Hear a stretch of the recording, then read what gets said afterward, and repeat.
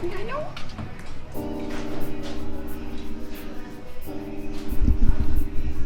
What's up, guys? We're here with Phil from BMP. About to show you some tips and tricks.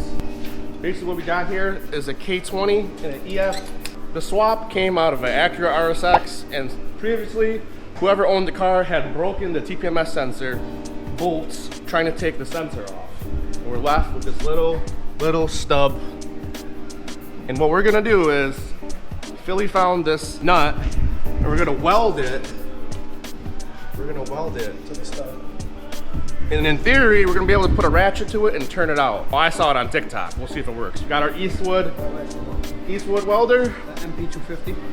MP250i.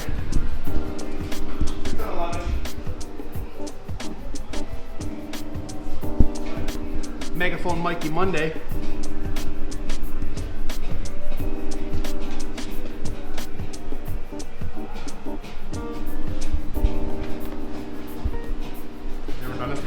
Yeah, a lot of times. Okay.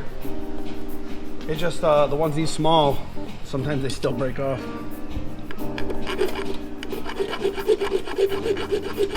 So is the heat from welding gonna torch the bolt at the same time? Basically, yeah. So then it should seize it. It should unseize it between aluminum. Aluminum and steel are always bad with no anti-seize, especially in New York State. What are you doing right now? You're filing the head of the head of the bolt. So you can get nice contact with the weld? Yeah, it should be nice. That'll fill right in. It'll puddle up nice, it should.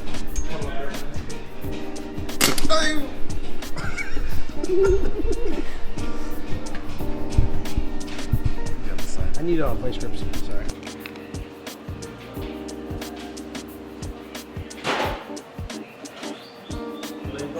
I'm ready.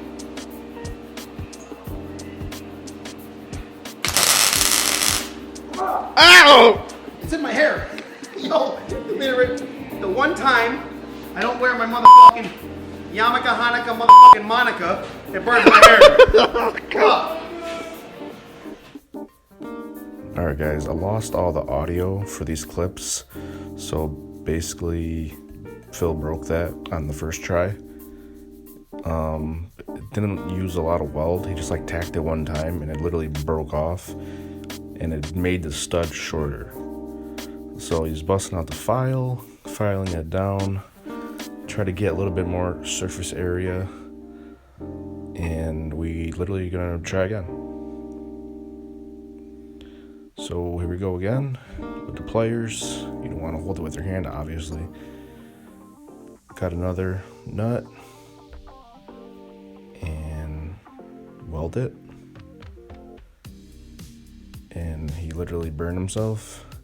Let's see, his string to his hoodie is on fire. So be really careful, but decent amount of weld on there. Looks to be pretty good.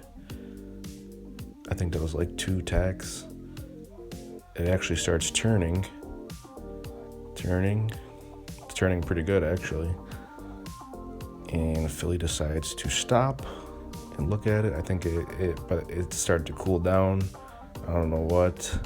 So he goes back at it and it turns a little bit, then it breaks. It breaks. But we got a lot more of it out. You can see the stud is longer now. And here it is. You can see that it broke clean off of the nut. No big deal. Just looked for another 10mm nut. And go ahead and you see how it's sticking out a lot. It's not sitting shallow. And just hit it again. Weld it. I think he welds it a couple of times actually. Yeah, he stops, he goes again, gets it nice and hot, gets a lot of weld on there.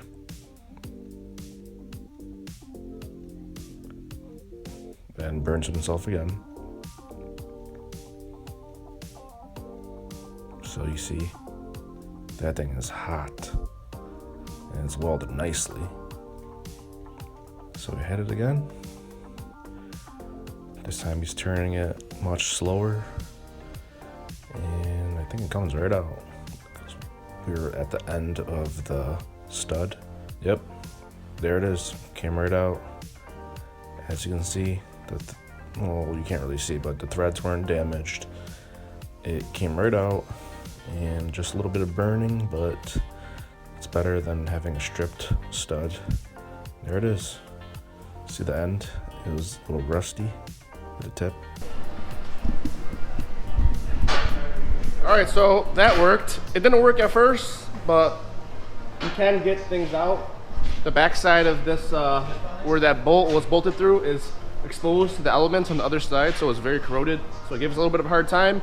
But the heat from welding does torch the bolt, so it helps it come out. But we got it, so we don't have to get a new throttle body, which is really good.